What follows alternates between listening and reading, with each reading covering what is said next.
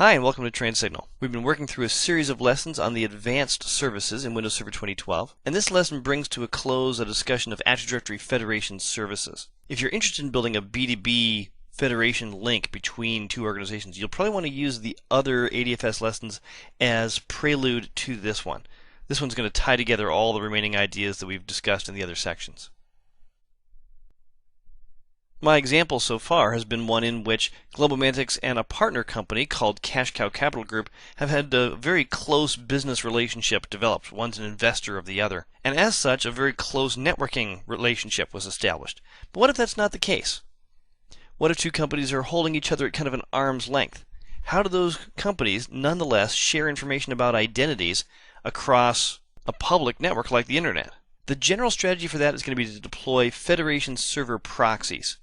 These are separate servers. They're arguably part of the ADFS configuration for a given company.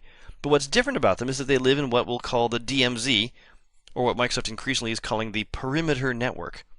That area in between your company's internal network and the Internet. Usually that's implemented with firewalls. You can see the firewalls busily burning away here in my diagrams. You can see that each company has a firewall that protects the perimeter network from direct exposure to the Internet, and a firewall to protect the internal network from direct exposure to the applications being used in the perimeter. If all is configured properly, no communication ever goes directly from the Internet to the internal networks of either company. They always go through the intermediaries in the perimeter network. If I can do that, I can communicate using ADFS even across an unsecure network like the Internet, and still be able to pass business data back and forth, to be able to set up these secure communications between clients on one side of the connection, the account partner, and a web application at the other end of the connection, the resource partner. To make that work, again, requires setting up Active Directory. We need a DNS relationship between these organizations. We need a certificate authority to issue an SSL certificate that's used by the Federation servers, because they are also IIS web servers. Those companies need to trust each other's certificates, so we need an exchange of root certificate authorities, or both companies need to get their CAs configured to use a certificate from some public CA that both of them trust. That could work too. Having done that, the claims provider sets up a relying party trust, and the relying party sets up a claims provider trust. And then we finalize that process through a procedure on each side of the connection. On the account partner side, after having made sure that we're physically connected, making sure that DNS works, we build that relying party trust. We're defining what we're going to be sending to the relying party. We then need to define what our claims are. Remember that ADFS uses claims-based authentication. We're providing digitally signed copies of information authenticated through some authentication source like ADLDS, or more likely ADDS, Active Directory Domain Services. Having done that, our final step on the account partner is to tell our client computers in the account partner to use ADFS to go talk to the web application over there, and I can do that through group policy. Meanwhile, on the resource partner side, the organization that has the web server web application to be connected to will set up a physical connection of some sort, we'll set up DNS name resolution, we'll set up a claims provider trust, and we'll define claims rule sets on the resource partner side. The resource partner is the relying party and needs to define which claims it's willing to accept. How does the relying party know if it is talking to a party on which it can rely? So we'll configure the rules for both of those environments here. So here I am on Cash Cow's ADFS server. We have the relying party trust that we built in a different lesson. I'm going to right-click it, and when I do, I get an option to edit claim rules relative to that relying party trust.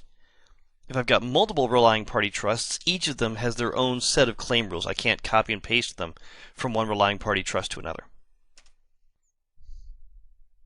My claim rules dialog box has 3 tabs. Issuance transform rules take in information about the user who wants to use this connection and transforms it. Maybe the presence of one Active Directory property for a user suggests to me that I want to add additional 2, 3, 4 claims to the set of claims that I want to pass across the network. That's a transformation, a transform. issuance transform rules let me do that.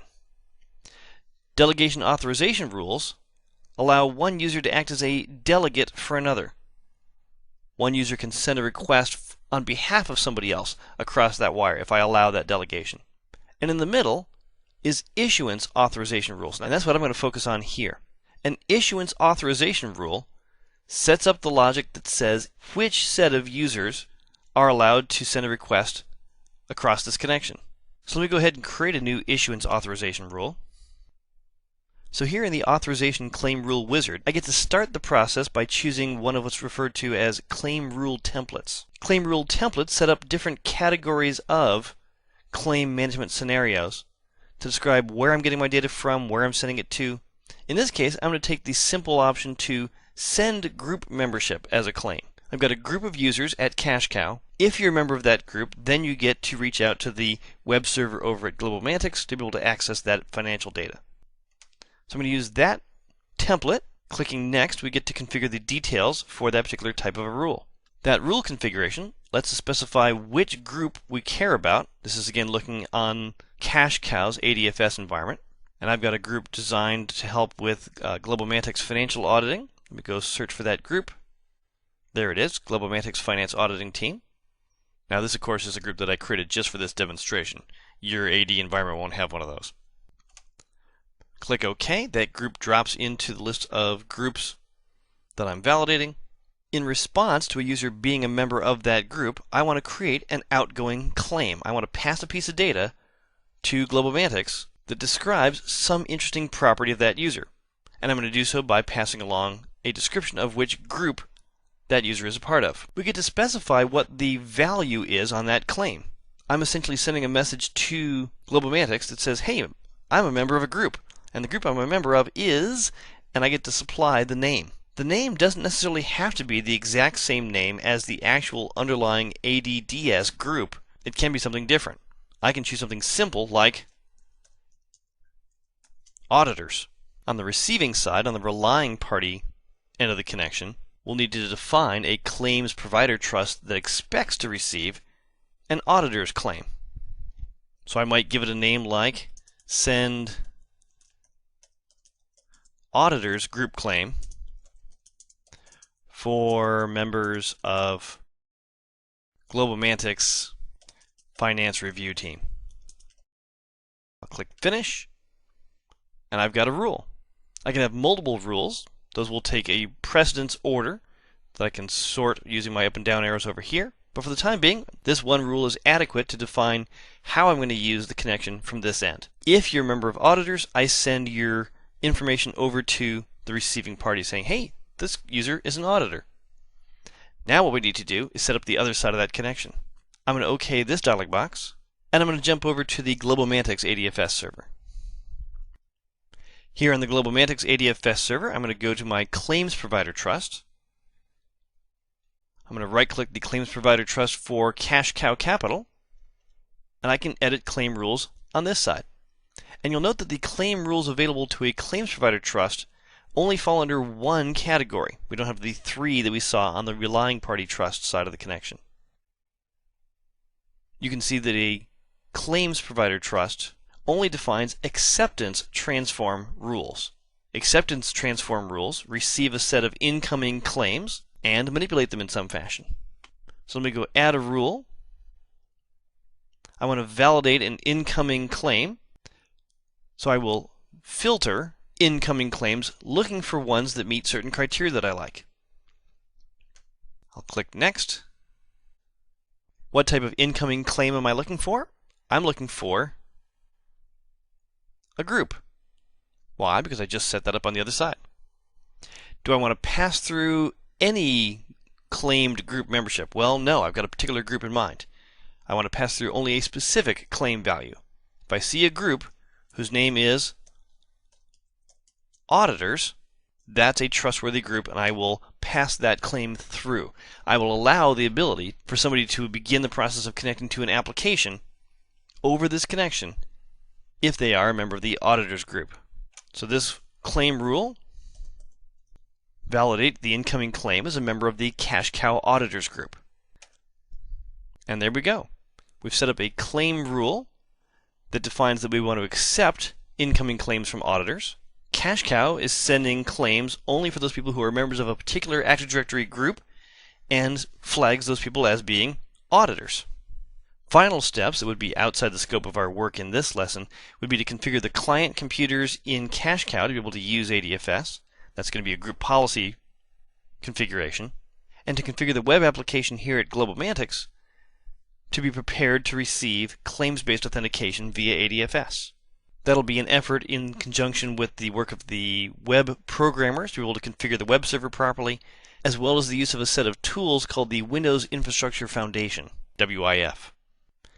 But that said, we've now built a connection between two different organizations with different Active Directory environments, and they are now able to share information, which is to say that GlobalMantic is able to share information in their web application with Cash Cow.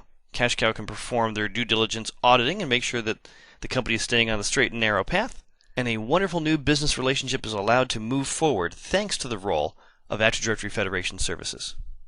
I encourage you to explore Microsoft's TechNet articles around ADFS installation.